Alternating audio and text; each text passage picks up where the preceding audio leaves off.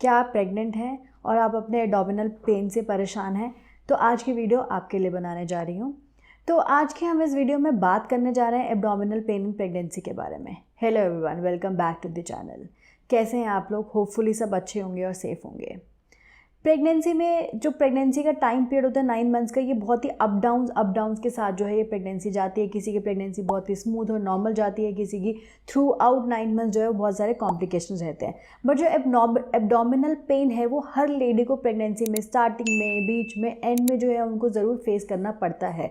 अब ये abdominal pain जो है वो क्यों होता है, उसका रीज़न क्या है और क्या हमें उसके लिए परेशान होना है, डॉक्टर के पास जाना है या नहीं जाना, आज मैं आपको बिल्कुल डिटेल में इस वीडियो में बताने जा रही हूँ। तो इस वीडियो में आज मैं आपको 5 ऐसे एब्डोमिनल पेन्स बताऊंगी जिसमें आपको डॉक्टर के पास नहीं जाना, कोई टेंशन नहीं लेने से वेट एंड वॉच करना है, कोई परेशान होने की जिसके लिए ज़रूरत नहीं है, जो बहुत ही नॉर्मल है और हर किसी को होता ही होता है। और 5 एब्डोमिनल पेन ऐसे बताऊंगी कि जो बहुत ही ज़्यादा रिस्की हो सकते हैं।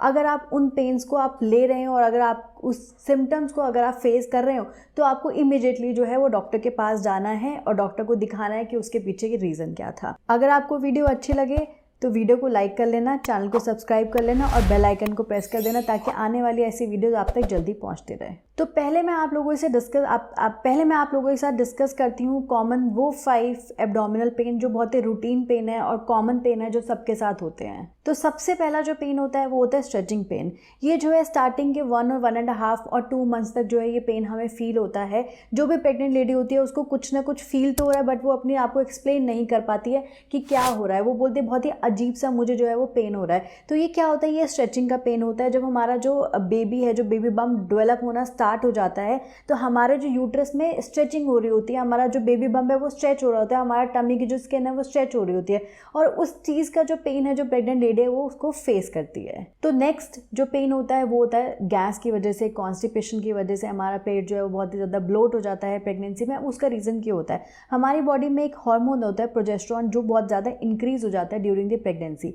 अब वो जब इंक्रीज हो जाता है तो उससे जो हमारी आंतड़ियों की जो मूवमेंट्स होती है वो बहुत ही ज़्यादा स्लो हो जाती है।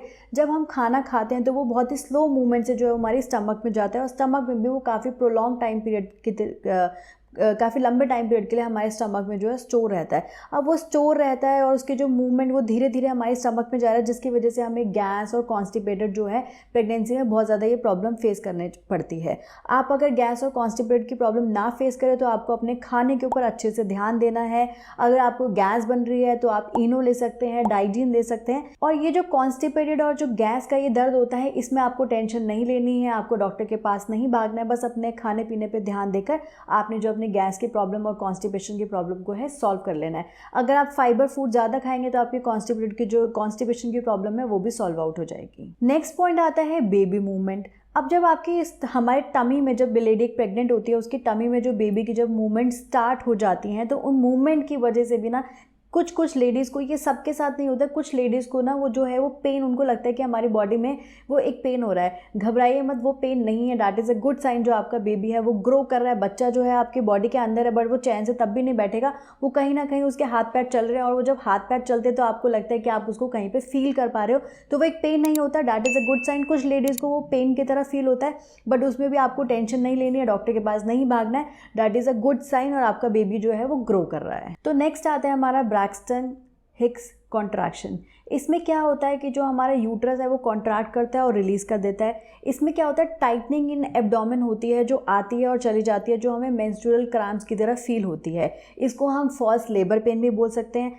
At the end of the pregnancy जो हमारा बर्थ कैनाल है वो अपने आप को प्रिपेयर कर रहा है लेबर के लिए, तो receptors are developing because of which pain comes and go. तो इसके लिए हमें घबराना नहीं है, हमें डॉक्टर से नहीं जाना। अगर ये पेन बहुत ही ज़्यादा सीवियर होता जा रहा है तो आप अपने डॉक्टर से कंसल्ट कर सकते हो, अदरवाइज जो है ये घबराने वाली कोई चीज़ नहीं होती है। लास्ट जो पेन होता है जो बहुत ही नॉर्मल होता है दैट इज़ लेबर पेन। अब जो लेबर पेन है आप पूरा 9 मंथ्स जो है इसके लिए जो लेडी है वो वेट करती है प्रेगनेंसी के पूरे 9 मंथ में। तो ये जो पेन है ये हमारे बैक से स्टार्ट होता है, कमर से स्टार्ट होता है और कमर से स्टार्ट होते ही हमारे आगे टमी में जो हमारे एब्डोमिनल में ये पेन आता है। ये रिदमिक इन नेचर होता है पेन। होता क्या है, पहले ये जो पेन है वो कुछ सेकंड्स के लिए आता है, चला जाता है, फिर 1 मिनट के लिए आता है, चला जाता है, फिर 2 मिनट के लिए आता है। तो इसका एक रिदम बन जाता है कि जितनी देर के लिए आया उतनी देर के लिए वैनिश हो जाता है, फिर लंबे टाइम पीरियड के लिए आता है और लंबे टाइम पीरियड के लिए वैनिश हो जाता है। फिर क्या होता है, जो टाइम पीरियड पेन का होता है वो बढ़ जाता है और वैनिश होने का जो टाइम पीरियड है वो कम होता चला जाता है। तो हम इसको बोलते हैं ये जो पेन होता है ये रिदमिक इन नेचर होता है।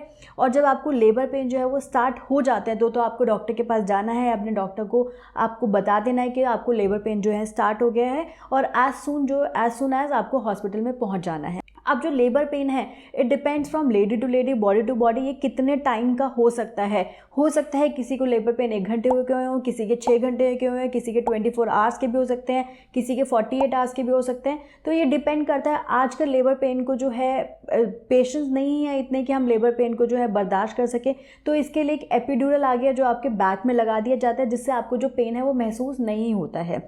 तो ये जो है ये ऑप्शनल होता है कि आपको एपिड्यूरल लेना है या नहीं लेना, but these pains are also normal, जिसमें आपको जो है आपकी जो प्रेगनेंसी का वो एंड हो गया और आपको हॉस्पिटल जाके अपने बेबी को जो है वो डिलीवर करना है। तो अब हम बात करेंगे उन 5 पेन्स की जो प्रेगनेंसी में बहुत ही ज़्यादा सीरियस कॉम्प्लिकेशन ला सकते हैं, जिनको हमें अवॉइड इग्नोर नहीं करना है। अगर हमें ऐसा फील हो रहा है तो हमें तुरंत अपने डॉक्टर के साथ कांटेक्ट करना है और हमने तुरंत जो है हॉस्पिटल जाके अपने डॉक्टर से उसके बारे में सजेशन लेना है या उसके बारे में पूछना है कि हमें वो पेन क्यों हो रहा है। तो पहला आता है, अगर आपको स्टार्टिंग में जब आपकी प्रेगनेंसी स्टार्ट हुई है 1st to 3rd मंथ, अगर मैं फर्स्ट ट्राइमेस्टर की बात करूं, अगर आपको बहुत ही ज़्यादा सीवियर एब्डोमिनल पेन हो रहा है विद ब्लीडिंग, तो आपको अपने डॉक्टर को कॉल करना है। अपने डॉक्टर के पास जाके कुछ जो पॉइंट्स है, कुछ जो चीज़ें हैं उसको रूल आउट करानी है। सबसे पहले जो मिसकैरेज को आपको रूल आउट कराना है कि आपका जो है वो मिसकैरेज नहीं हुआ हो। सेकेंड चीज़ आती है कि कई बार ये जो हमारी प्रेगनेंसी होती है वो ट्यूब के अंदर हो जाती है, तो उस चीज़ में क्या होता है कि अगर हम उसको अवॉइड कर देते हैं या इग्नोर कर देंगे, वो एब्डोमिनल पेन तो हमारी बॉडी में जो है वो कॉज कर रही है और जिससे हमारी ब्लीडिंग भी हो रही है, तो हमें ये लगता है कि नहीं थोड़ी बहुत ब्लीडिंग जो है होती रहती है। अगर आपको हेवी ब्लीडिंग है और एब्डोमिनल पेन है तो आपको डॉक्टर से चेक कराना है कहीं आपकी जो प्रेगनेंसी है वो कहीं जो ट्यूब के अंदर तो नहीं ग्रो कर रही है, जो आपकी हेल्थ के लिए जो है वो बहुत ही ज़्यादा डेंजरस हो सकती है। जो नेक्स्ट पेन मैं आपको जो बताने जा रही हूँ वो latest stage of the pregnancy में जो है वो डेवलप होता है। कई बार क्या, अगर आपको फील हो कि जो आपका जो स्टमक है वो बहुत ही ज़्यादा कड़क हो गया और उसमें बहुत ही ज़्यादा आपको पेन हो रहा है विद ब्लीडिंग, तो इस केस में जो मैं आपको बताने जा रही हूँ ब्लीडिंग हो भी सकती है और ब्लीडिंग नहीं भी हो सकती है। तो अगर आपको लग रहा है कि पेट जो बहुत ज़्यादा टाइट हो गया और बहुत ही ज़्यादा सीवियर पेन हो रहा है, तो हम इसको बोलते हैं एब्रप्शन प्लेसेंटा। ये क्या होता है, हमारे जो प्लेसेंटा और जो हमारी बॉडी के अंदर जो हमारी बॉडी और जो बेबी की जो बॉडी होती है उसके जो जुड़ी हुई होती है वो एक प्लेसेंटा से जुड़ी होती है। जब ये सेपरेट हो जाती है, हमारा बेबी हमारी बॉडी से, हमारे प्लेसेंटा से जो सेपरेट हो जाता है उसको हम बोलते हैं एब्रप्शन प्लेसेंटा। इसके सेपरेट होने से क्या होता है, जो ऑक्सीजन और न्यूट्रिएंट्स की जो सप्लाई होती है जो हमारी बॉडी से बेबी के लिए जा रही होती है वो ब्लॉक हो जाती है या कम हो जाती है। अगर जो हमारा प्लेसेंटा है वो पार्शली सेपरेट हुआ है तो जो ऑक्सीजन और जो फूड न्यूट्रिएंट्स की सप्लाई है वो कम हो जाएगी। अगर वो फुली सेपरेट हो गया है तो ऑक्सीजन की और जो न्यूट्रिएंट्स की सप्लाई है वो बिल्कुल ही बंद हो जाएगी।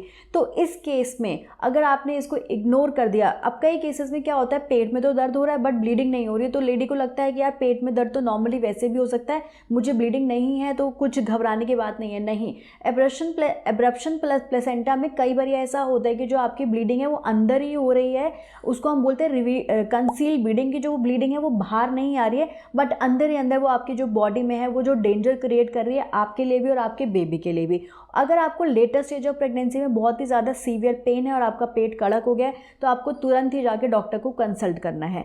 एब्रेशन प्लेसेंटा जो है बहुत ही ज़्यादा कॉमन नहीं होता बट ये बहुत ही ज़्यादा डेंजरस, अगर प्रेगनेंसी में हो जाता है तो ये बहुत ही ज़्यादा डेंजरस चीज़ है। इसके ऊपर डेडिकेटेड वीडियो बनाई है मैंने, मैं लिंक जो है इसका डिस्क्रिप्शन बॉक्स में डाल दूंगी, तो आप उस चीज़ को चेक कर लेना। नेक्स्ट जो डेंजरस चीज़ आती है और जो एब्डोमिनल पेन होता है उसको हम बोलते हैं प्रीक्लैम्शिया।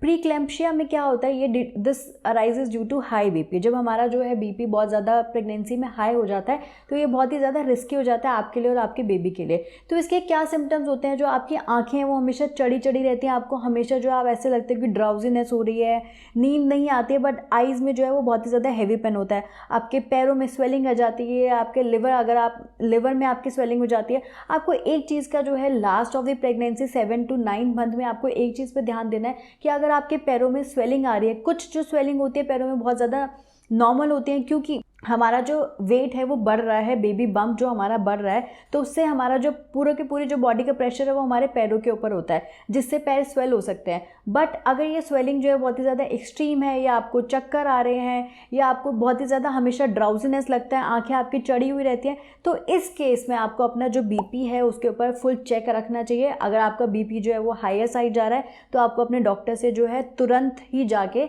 मिलना चाहिए, और उसके बारे में उसका सॉल्यूशन जो है, अगर कोई और प्रॉब्लम ना क्रिएट हो जाए, उसके बारे में आपको अपने डॉक्टर से ट्रीट करा लेना चाहिए। नेक्स्ट जो चीज़ आती है वो आती है प्रीटर्म लेबर। अब कुछ लेडीज़ के साथ क्या होता है कि 7th और 8th मंथ में जो डिलीवरी हो जाती है, and that too normal delivery. बहुत सारे ऐसे केसेस हैं कि जो 7th और 8th मंथ में नॉर्मल डिलीवरी हो जाती है।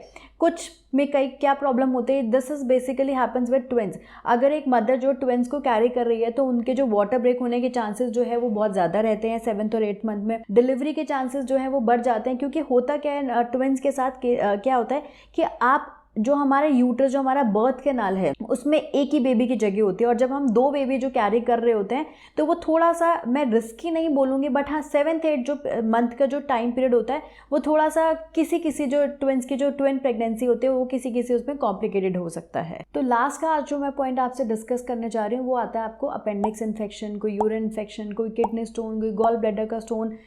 अगर आपको कोई फाइब्रॉइड्स, अगर आपको कोई भी इस तरह की जो प्रॉब्लम है ड्यूरिंग प्रेगनेंसी हो जाती है तो आपको तुरंत ही जाके अपने डॉक्टर से कंसल्ट करना चाहिए।